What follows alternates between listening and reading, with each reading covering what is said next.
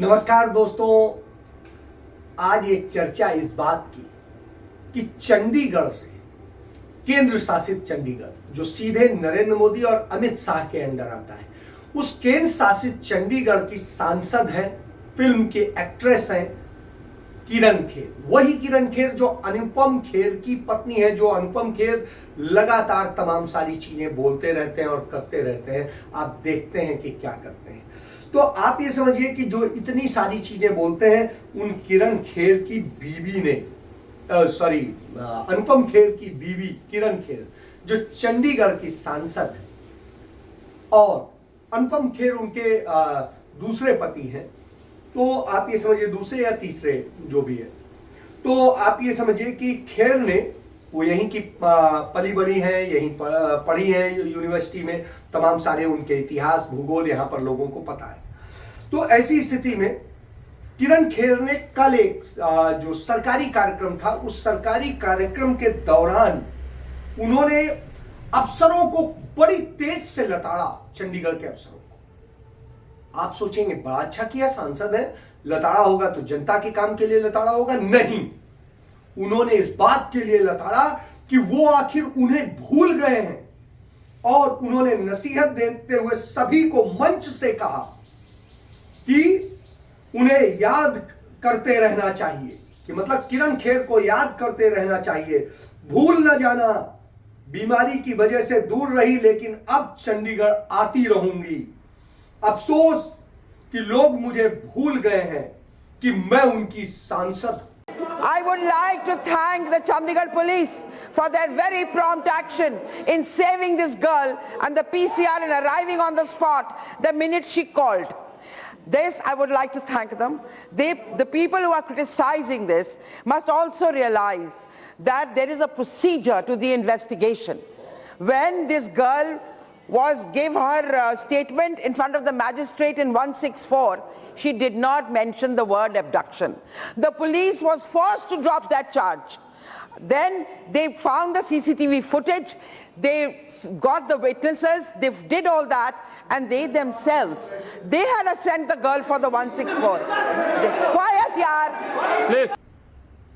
आप समझिए, किरण खेर को यह बताना पड़ा है, उस शहर में बताना पड़ रहा है जो स्मार्टेस्ट सिटी है देश के अपने जन्म के साथ। 1950 में जब पंडित जवाहरलाल नेहरू ने इस शहर की नींव रखी थी, तो यह एशिया का पहला प्लांट सिटी था, और फ्रांस से ला करके आर्किटेक्ट को इसे एक स्पेशल डिजाइन कराया गया, ऐसा डिजाइन कराया गया कि यहां पर लोगों को किसी तरह की समस्या न होनी पाए। और उस दौर में इस शहर का एक स्ट्रक्चर तैयार किया गया कि इस यूटी, केंद्र शासित चंडीगढ़ जो अब बना है, तब पंजाब हरियाणा हिमाचल की राजधानी होता था।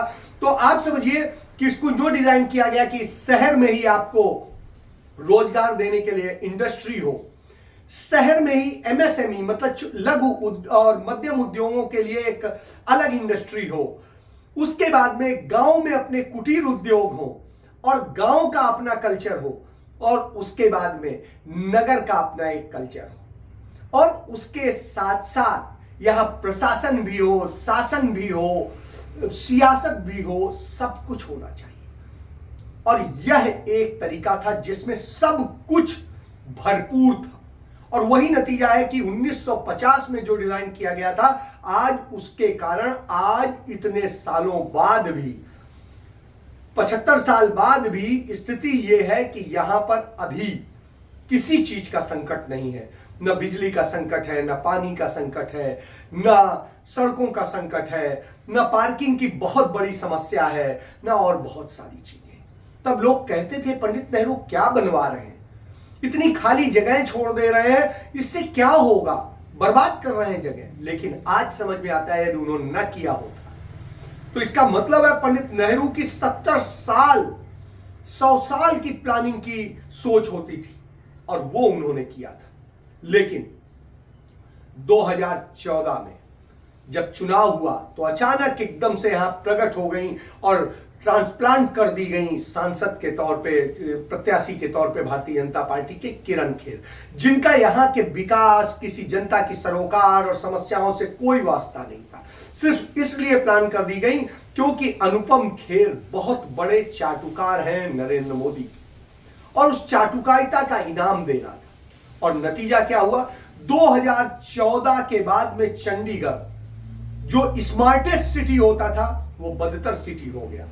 यहां जो स्वच्छता में नंबर 1 होता था वो आज 100 के आंकड़े के करीब पहुंच रहा है। इसके बाद में चंडीगढ़ में जो व्यवस्थाएं होती थी, हर चीज का आपको तुरंत सुलभ मिलता था, मिनिमम गवर्नमेंट और मैक्सिमम गवर्नेंस होती थी, वो खत्म हो गया। आज यहां पर हर तरह की बर्बादी है।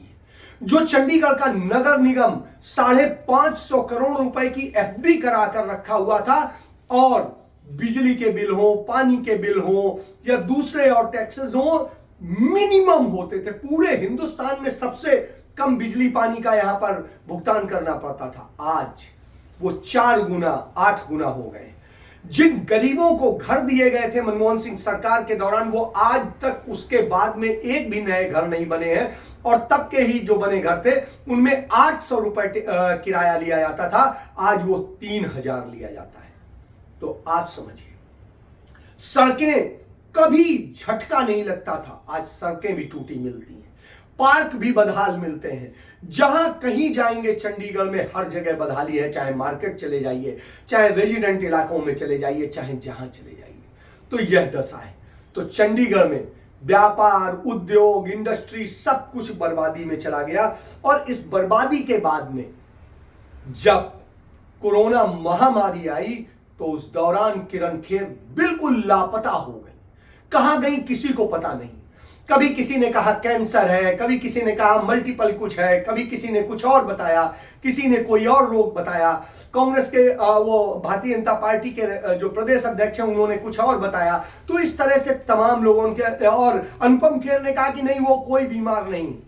तो तमाम तरह की बातें सामने आई। अब क्या सच था क्या नहीं। खुद किरण खेर कहती मैं डायबिटीज की पेशेंट हूं, इसलिए मैं घर से निकलना बिल्कुल बंद कर दिया था, इसलिए मैं नहीं निकलती थी, मैं घर के अंदर। आज समझिए, जब चंडीगढ़ के लोगों को जरूरत थी कि उनका सांसद उनके पास हो, तो वो नहीं था। यह एक सत्य है। लेकिन वही आजकल अपने जो सरकारी कार्यक्रम है, दूसरे कार्यक्रम है, वहां जब पहुंचती हैं तो अपने आप को कहती हैं कि हम सांसद हैं, आप लोग भूल गए। अरे भाई, भूल तो जाएंगे ही। आप सांसद हैं, कोई भगवान नहीं है, आप सेवक हैं, जनता की नुमाइंदा हैं, और आपकी जिम्मेदारी बनती है उनकी सारी समस्याओं में खड़े होते।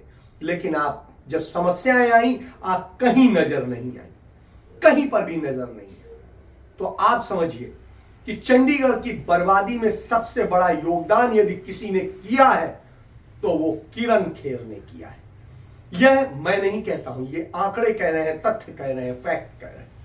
और दूसरी तरफ आप देखिए, वो जनता के लिए लड़ाई नहीं लड़ती है। वो किसके लिए लड़ती है? अपने प्रोटोकॉल के लिए, कि मेरा प्रोटोकॉल, मेरी कार पहले नहीं लगी, उनसे पहले उनकी कार लग गई, जबकि प्रोटोकॉल में मेरी कार लगनी चाहिए। वो इस बात के लिए लड़ती है कि मुझे सरकारी घर मिले। वो इस बात के लिए लड़ती है उनके आगे पीछे जो है एस्कॉर्ट चलनी चाहिए, उनको ये चाहिए और बहुत कुछ चाहिए। तो वो जिस तरह से करती हैं, आप ये समझ, वो इसकी लड़ाई लड़ती, जनता की नहीं लड़ती। वही एक और एक्ट्रेस की बात करूंगा, उनका नाम है हेमा मालिनी। हेमा मालिनी से एक चीज सीखनी पड़ेगी कि हेमा मालिनी देश की बहुत बड़ी एक्टर है। किरण खेर उनके आगे उनके पांव का भुनगा भी नहीं। और हेमा मालिनी जो इतनी बड़ी एक्ट्रेस, और जिन्हें ड्रीम गर्ल कहा जाता है, जिनको जाने क्या क्या कहा जाता था, और जिनके नाम पर मतलब पूरी इंडस्ट्री का हर कोई उमड़ पड़ता है आज भी। और सोचिए, वो किरण खेर और वो हेमा मालिनी।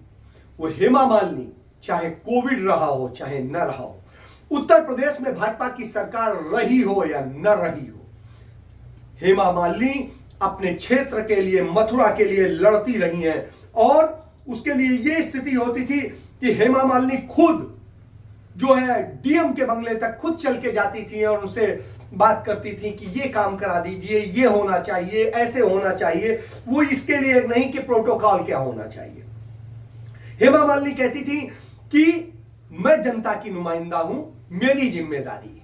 हूँ कि उन्होंने ब्यूटिफिकेशन किया है, इतना अच्छा किया है कि देश विदेश से आने वाले बहुत खुश हैं, बहुत सारी सुविधाएं भी दी हैं और साफ़ सुथरा भी है। लेकिन मेरी दो मांग है।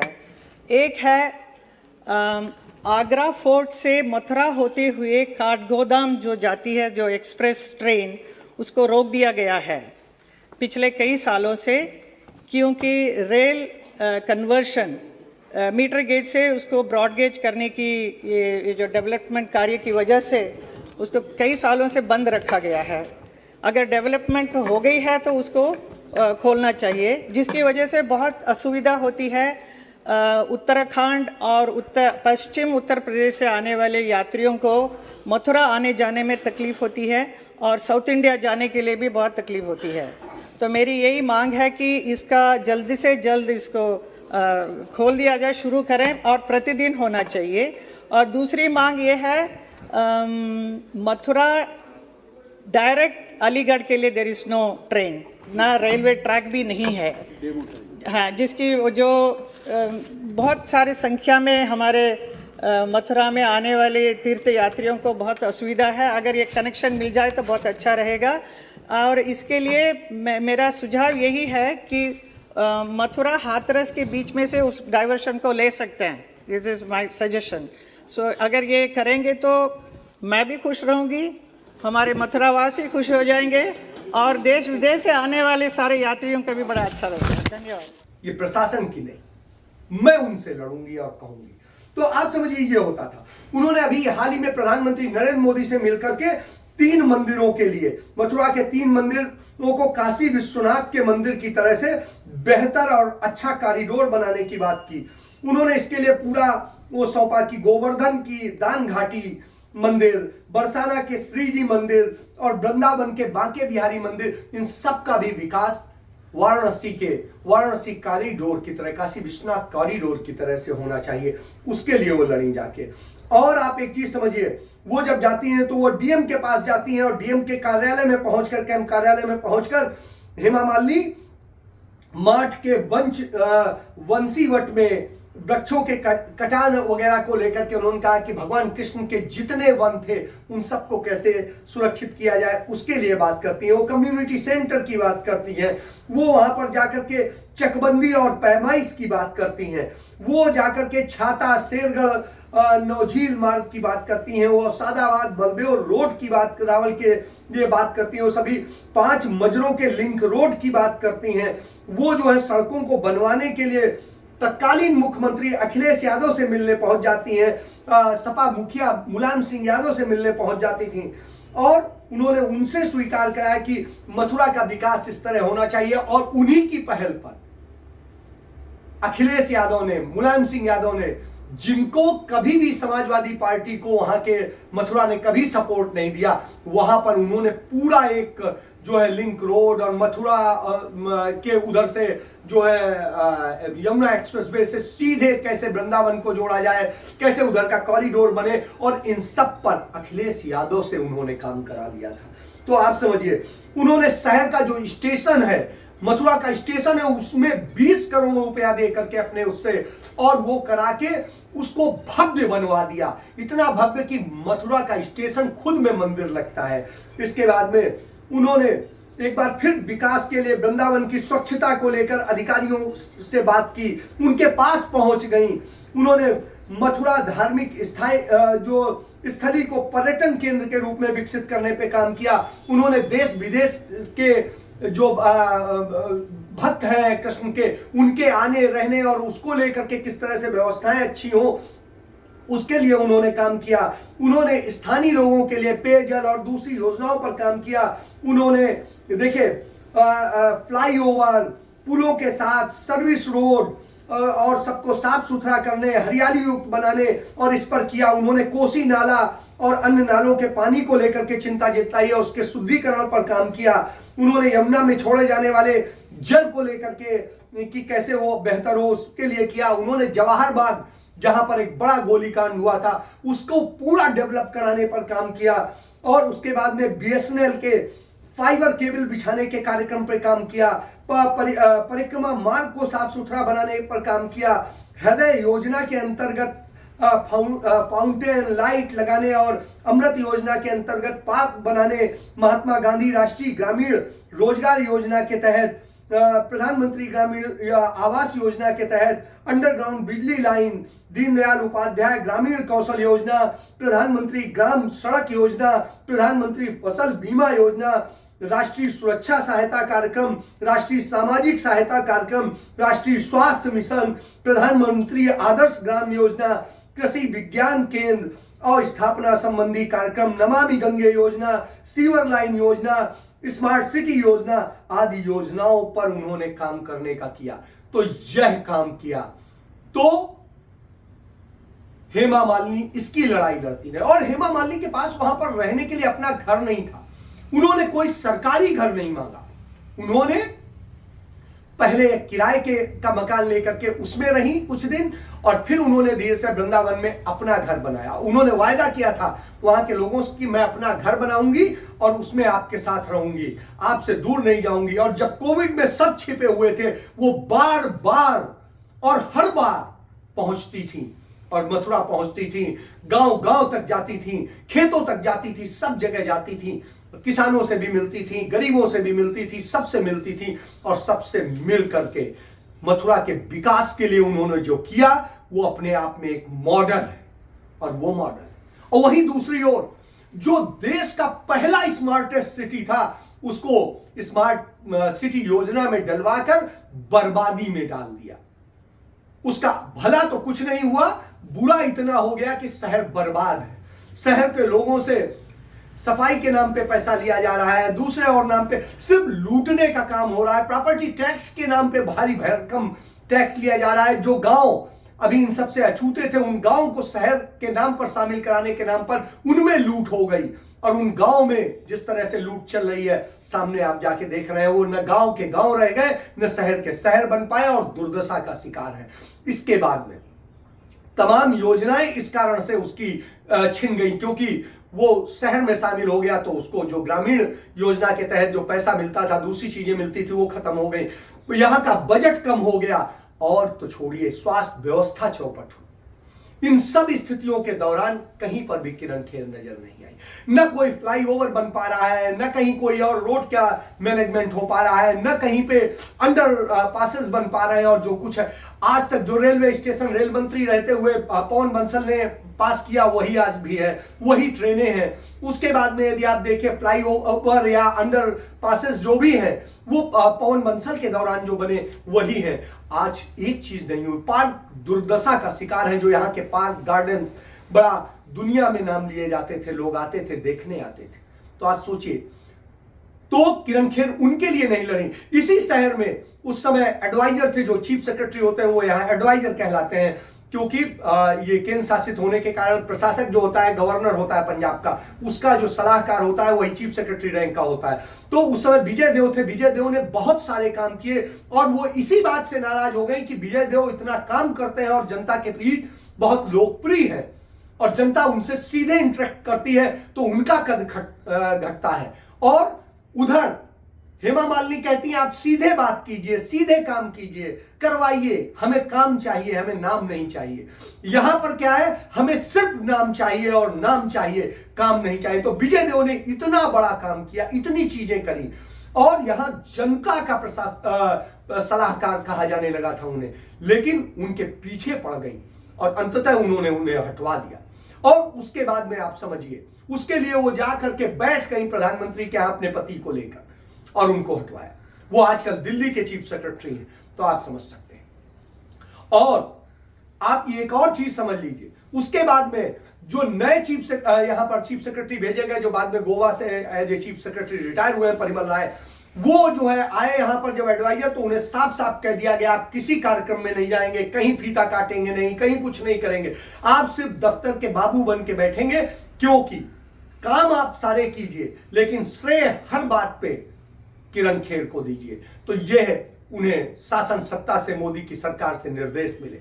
और फिर वो वैसे ही करते रहे। उसके बाद भी जो एडवाइजर आए हैं धर्मपाल, उन्हें भी यही इसी तरह के निर्देश हैं, इसीलिए वो सब कहीं नहीं जाते हैं, जबकि इसके पहले कभी ऐसा नहीं होता था। तो आप समझ सकते हैं कि नाम के लिए लड़ती हैं। किरण खेर ने यहां पर अपना घर होते हुए भी उन्होंने क्या किया कि अपने भाई भाभी से प्रॉपर्टी की लड़ाई लड़ी और उसके बाद में सरकारी घर यहां पर ले लिया। आप समझिए, 2 सरकारी घर, एक दिल्ली में एक यहां। जब यहां की आप सांसद हैं तो यहां पर आप अपने घर में रहिए, नहीं है तो आप किराए पे लीजिए, लेकिन उन्होंने सरकारी घर ले लिया। सरकारी और प्रोटोकॉल के नाम पे इतनी फोर्स ले ली है अपने साथ, चंडीगढ़ पुलिस की इतनी बड़ी फोर्स लगी हुई है जो एक मंत्री के साथ भी नहीं लगती है। तो आप समझ लीजिए, एक वही हेमा मालिनी है जो देश की सुपर स्टार एक्ट्रेस थी, और एक किरण खेर है जो एक छोटी सी एक्ट्रेस थी, और दोनों का अंतर है, और दोनों भारतीय जनता पार्टी से। तो आप समझिए कि किस तरीके से किरण खेर ने चंडीगढ़ को बर्बाद करने का काम किया। स्मार्टेस्ट सिटी से उसे बदहाल सिटी, बदसूरत सिटी बना दिया, और वहीं हेमा मालिनी ने कैसे मथुरा को जो बदहाल था उससे निकाल कर कितना खूबसूरत बना दिया, और लगातार बना रही और रोज लड़ रही। आज भी मैंने बात की तो पता चला कि वहां पर वो उस काम में लगी हुई है। तो आप समझिए, और वो हर हफ्ते अपने निर्वाचन क्षेत्र में जाती हैं और पूरा टाइम लगाती हैं। तो आप समझिए, कई बार 2-2, 3-3 दिन रहती हैं। उसके साथ वो कहती हैं चूंकि मैं कहीं और से कुछ लेती नहीं हूं, अपनी सैलरी पूरी यहीं दे देती हूं, इसलिए अपने कमाने के लिए अपना रोजगार तो करना पड़ेगा, तो उसके लिए जो मैं काम करती हूं उतने तो करना पड़ेगा। तो आप समझिए, वो इस तरह से सोचती है। और यहां क्या है कि यहां से कैसे ले लिया जाए। आपको याद होगा, इनके पीए तक ने एक बार एक नर्स को, जो नर्सिंग स्टाफ था, उसको थप्पड़ मार दी थी इसी तरीके से। और तो मतलब ये खुद बदतमीजी करती हैं और उनके स्टाफ भी इसी तरह करते हैं। ये जनता से भी बदतमीजी करती हैं, लेकिन हेमा मालिनी सबसे हाथ जोड़ के मिलती है, विनम्रता से मिलती है। तो यह अंतर है। तो यह भारतीय राजनीति का चेहरा है। एक ही दल के 2 फिल्मी जगत से जुड़े सांसदों का हाल आपको हमने बताया। तो यह समझ लीजिए कि जहां किरण खेर सिर्फ अपने लिए, अपने परिवार के लिए, अपने पति के लिए, अपने घर के लिए, अपने नाम के लिए मरती हैं, वहीं हेमा मालिनी क्षेत्र के लिए मरती हैं, वहां के लोगों के लिए मरती हैं, वहां के विकास के लिए मरती हैं। यह अंतर है। वो भी बीमार थी, लेकिन उन्होंने कभी ये रोना नहीं रोया, और इन्होंने 2 साल पलट कर नहीं देखा कि क्या हो रहा है चंडीगढ़ में। बदहाल चंडीगढ़ हो गया। चलिए, रात को फिर मिलेंगे और चर्चाओं के साथ। तब तक के लिए धन्यवाद।